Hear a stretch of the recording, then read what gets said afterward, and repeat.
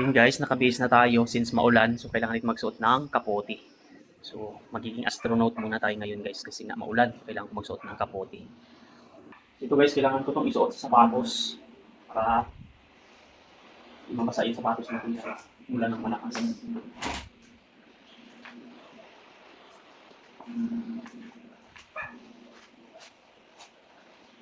Kasi dito mahirapan maglakad. Milapin dito. Alright.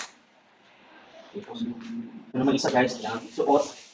Dapat paris.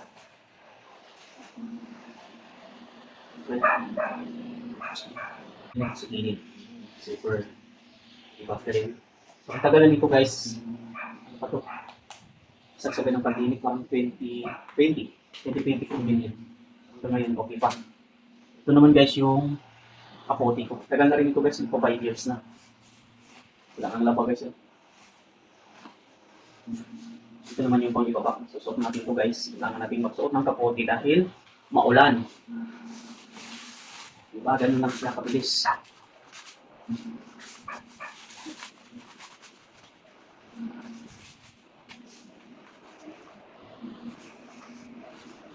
Yan. Upper naman guys. Ito naman. Magiging astronaut tayo nito ngayon.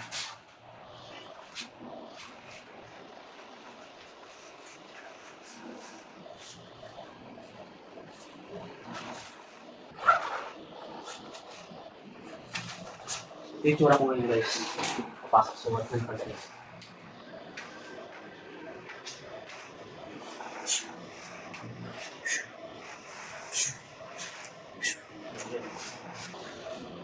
So yun guys, nakasuot tayo ng kapote.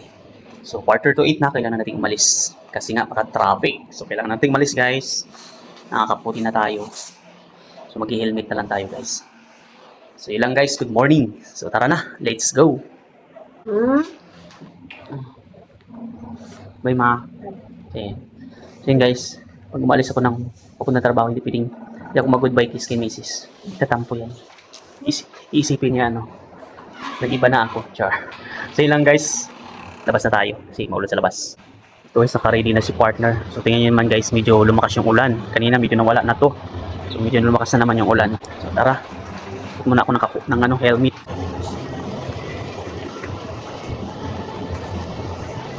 Helmet ko guys, magpa 5 years na. Tagal na rin ito.